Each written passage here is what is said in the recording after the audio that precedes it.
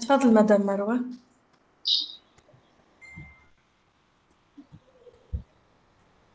Bonjour à toutes et à tous. Bienvenue à ce webinaire consacré à l'étiquetage énergétique des équipements. On va présenter les nouveautés et la réglementation en vigueur. Tout d'abord, je remercie M. Walid Larayev, responsable marketing à la société Brahim Tunisie. Bonjour M. Walid. مرحبا بك معنا في الويبينار. Donc, aujourd'hui, nous allons donc faire un point complet sur la réglementation en vigueur et les nouveautés de l'étiquetage énergétique. Je commence, moi, par une présentation sur la réglementation en vigueur pour mettre le cadre réglementaire. Donc, pour commencer, je veux donc présenter le cadre réglementaire général qui encadre l'étiquetage énergétique, qui est représenté par une loi numéro 72 de 2004 relative à la maîtrise de l'énergie, donc modifiée par la loi numéro 7 de 2009 et la loi numéro 12 de 2022. Donc, dans cette loi, il y a une obligation donc, pour garantir l'existence d'indications précision le niveau de consommation donc effectif d'énergie pour tout matériel, d'appareil et d'équipement commercialisé. Aussi, donc, pour la mise sur le marché donc, de matériel, d'appareils, d'équipements dont la consommation d'énergie dépasse un seuil fixé. Aussi, il y a le décret numéro 2145 de 2004 qui est relatif à l'étiquetage d'équipements, des appareils, de matériel électroménager. Et ici, donc, il y a fixation des équipements et les appareils, les matériels électroménagers, donc, qui sont les réfrigérateurs, donc, les climatiseurs, les machines lave-linge, les machines, le four, et ainsi de suite. Et aussi, donc, fixe l'obligation des opérateurs économiques dans le domaine de mettre une étiquette indique la classe énergétique sur les appareils, l'équipement et les matériels donc, qui sont proposés à la vente ou à location. Ça, c'est le cadre réglementaire général. Pour le cadre réglementaire spécifique, donc on commence par les réfrigérateurs, les congélateurs et les appareils combinés. Il y a 4 arrêtés qui sont publiés. Pour résumer, donc en septembre 2004, donc l'arrêté spécifique spécifie les classes énergétiques de réfrigérateurs, des congélateurs et des appareils combinés et les analyses nécessaires pour déterminer la classe énergétique. Et aussi, il donne les caractéristiques d'un modèle de l'étiquette énergétique et les informations obligatoires qui doivent être affichées sur l'étiquette. Et aussi les obligations envers les opérateurs économiques. Après, en 2005, l'arrêté a mentionné l'interdiction des réfrigérateurs de classe énergétique 7 et 8 à partir du 1er juillet 2006 et l'interdiction des réfrigérateurs de classe énergétique 5 et 6 à partir du 1er juillet 2007. En 2008, on a passé à l'interdiction des réfrigérateurs de classe énergétique 4 qui a entré en vigueur à partir du 1er avril 2009. Donc, les classes énergétiques acceptées sont les classes 1, 2 et 3 pour les réfrigérateurs. Donc, et ceci concerne les réfrigérateurs, les congélateurs, les appareils combinés alimentés par l'énergie électrique seulement. Le modèle de l'étiquette énergétique pour les réfrigérateurs est comme présenté dans ce slide. Elle doit mentionner la consommation d'électricité par an, le volume pour le produit réfrigéré et le volume pour le produit congelé. Et la classe énergétique qui est doit être soit classe 1 ou 2 ou 3. Après, on passe pour le deuxième type d'appareils, c'est les climatiseurs, les appareils de climatisation individuelle de puissance frigorifique inférieure à 12 kW. Donc, pour ces types d'appareils, il y a donc 6 arrêtés qui sont donc publiés pour encadrer l'étiquetage des climatiseurs. Donc, pour résumer, il y a un arrêté en avril 2009 où il détermine les spécifications des classes énergétiques et les analyses nécessaires pour déterminer la classe énergétique, les caractéristiques de modèle de l'étiquette énergétique et les informations obligatoires. En 2009, il y a l'interdiction des climatiseurs de classe énergétique 6, 7 et 8 à partir du 1er janvier 2010. Après, en 2010, il y a l'interdiction de climatiseurs de classe énergétique 5 à partir du 1er janvier 2011. Et en 2011, août 2011, l'arrêté a interdit les climatiseurs de classe énergétique 4 à partir du 1er janvier 2012. Donc, pour les climatiseurs aussi, les classes énergétiques acceptées sont les classes 1, 2 et 3. Pour les appareils concernés par cette réglementation, c'est les appareils de climatisation individuelle de puissance frigorifique inférieure à 12 kW fonctionnant à l'énergie électrique seulement. Aussi, il couvre les appareils fixes ou mobiles, appareils split ou multisplit, appareils monobloc et appareils à simple ou double conduit. Donc, ne sont pas concernés les appareils de production d'eau glacée en froid seul ou réversible. Et les appareils de climatisation concernés fonctionnent par deux procédés selon le mode de refroidissement de condenseur. Donc, on a appareil refroidi à l'air ou bien à l'eau. Donc, ici, quelques exemples de types d'appareils concernés par cette réglementation. Et aussi le modèle de l'étiquette où on doit mentionner la consommation d'électricité par an, la puissance frigorifique totale et le niveau de rendement énergétique de l'appareil, ainsi que la classe énergétique.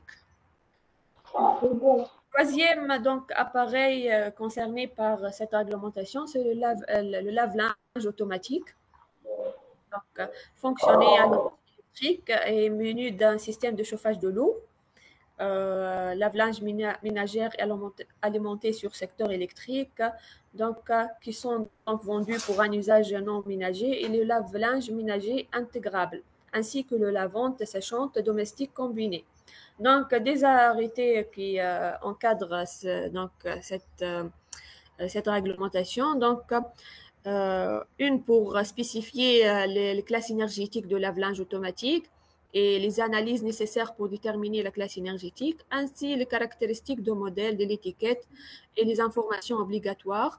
Un arrêté qui a sorti en 24 avril 2023 où il oblige l'utilisation de la plateforme électronique qu'on va parler après. Le modèle de l'étiquette, pour ce type, aussi il mentionne la classe énergétique ainsi que la consommation en kilowattheure par an pour 220 cycles normalisés et la consommation d'eau, ainsi la capacité de chargement de la machine et la qualité de l'essorage. Le quatrième appareil, le four électrique à usage domestique. Donc, on a un arrêté qui a publié en 23 mars 2023 relative à l'étiquetage énergétique de fours électriques à usage domestique, où on spécifie les classes énergétiques de four, les analyses nécessaires et les caractéristiques de modèle de l'étiquette énergétique. Les appareils concernés sont le four électrique à usage domestique, y compris lorsqu'ils sont intégrés dans des cuisinières. Donc, les appareils qui non concernés sont les fours qui utilisent des sources d'énergie autres que l'électricité, le four qui offre une fonction de chauffage par micro-ondes, le four de petite taille et ou portable. Aussi, le four chauffé principalement à la vapeur ou accumulation de chaleur. Le modèle d'étiquette pour le four indique aussi la classe énergétique, le volume de la cavité en litres et ainsi la consommation d'énergie par cycle, chauffage pour le chauffage conventionnel et pour la chaleur tournante.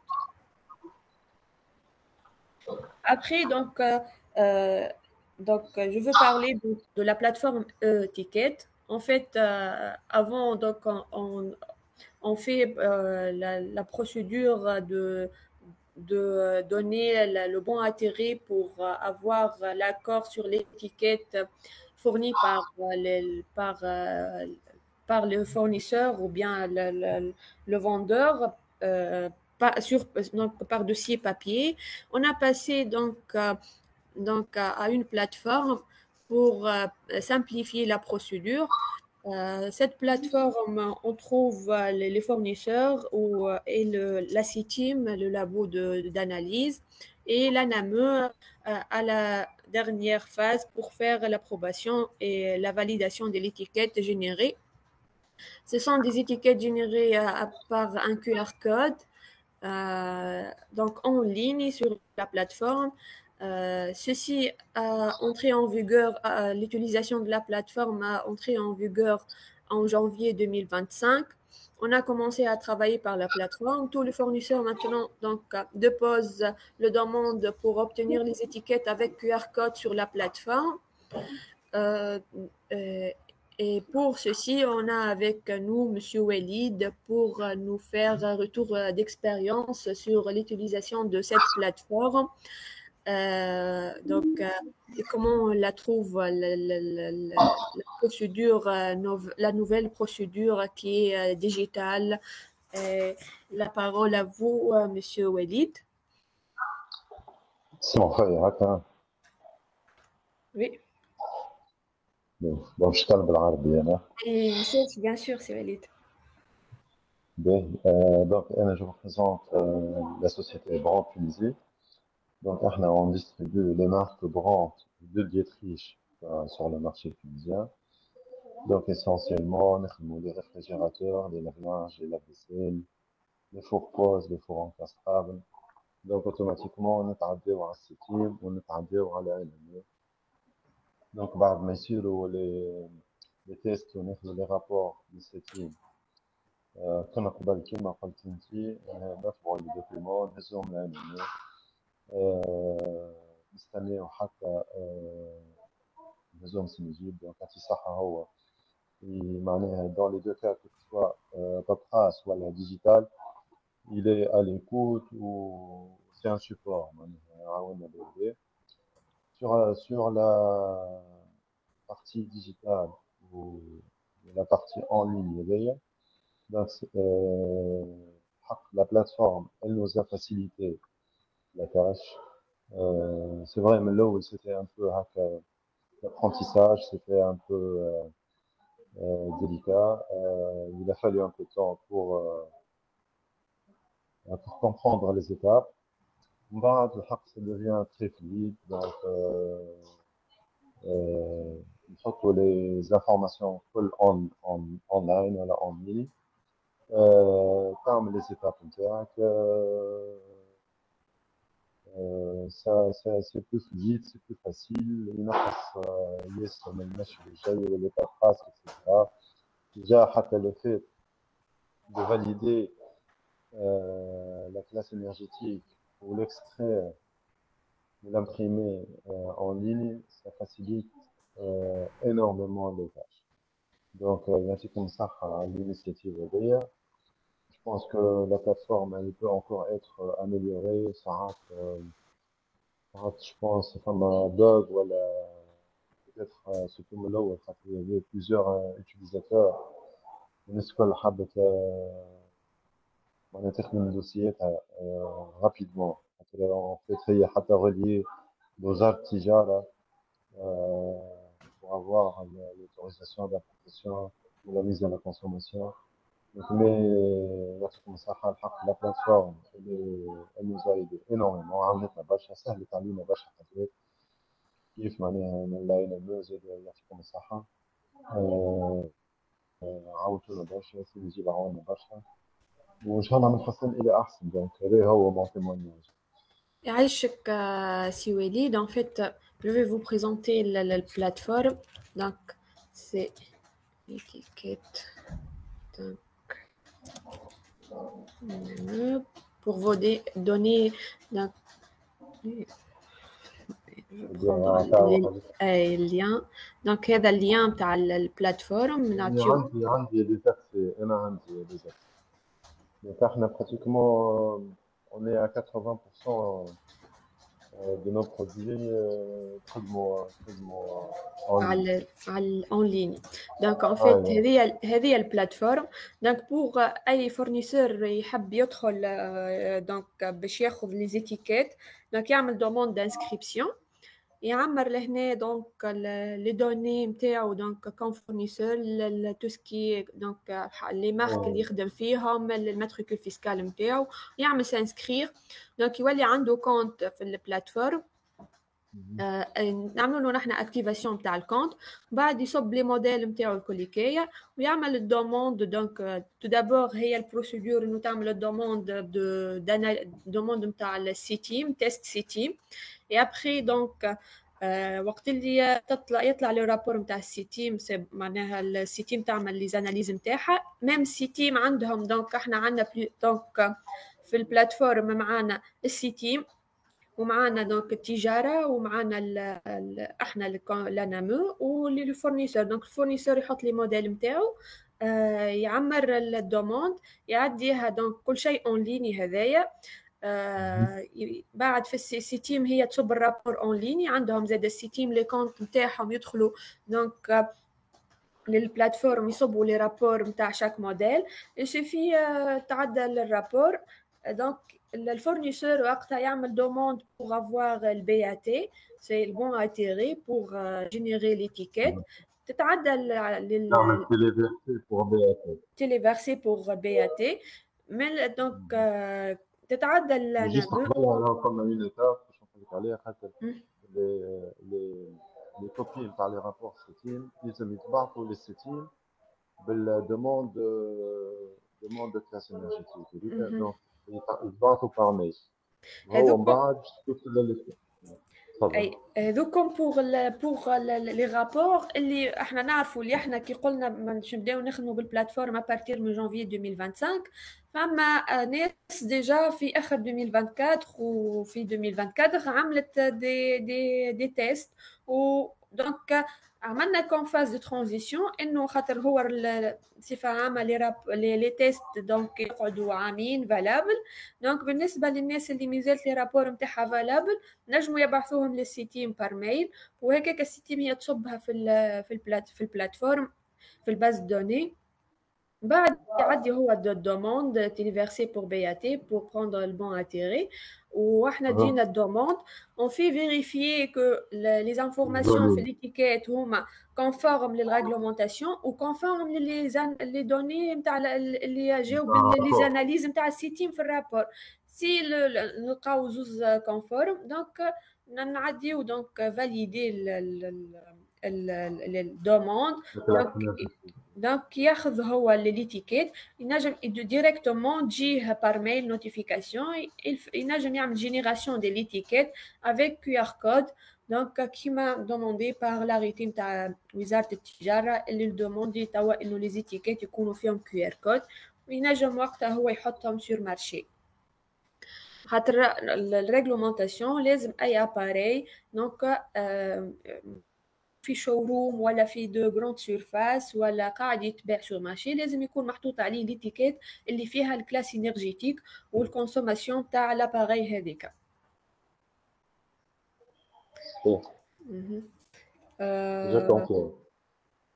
وتوا تقريبا لي فورنيسور الكل بداو يخدموا بها كما قال سي وليد من الاول، دونك كان صعيب شويه انك تعمل ترانزيسيون من دوسي بابي دوسي بلاتفورم، اما توا ولاو لي فورنيسور الكل يخدموا بها، دونك لي زيتيكيت ولاو في الوقت يخرجوا، وبالعكس اسهل برشا.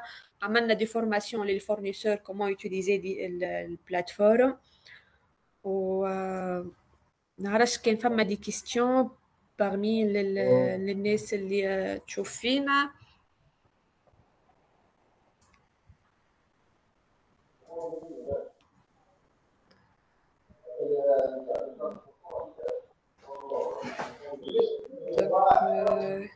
يعطيك الصحة سي وليد، كان عندك حاجة تحب تضيفها؟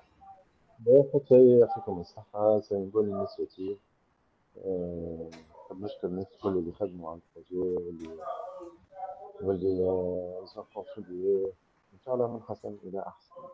يعيشك سي وليد. دونك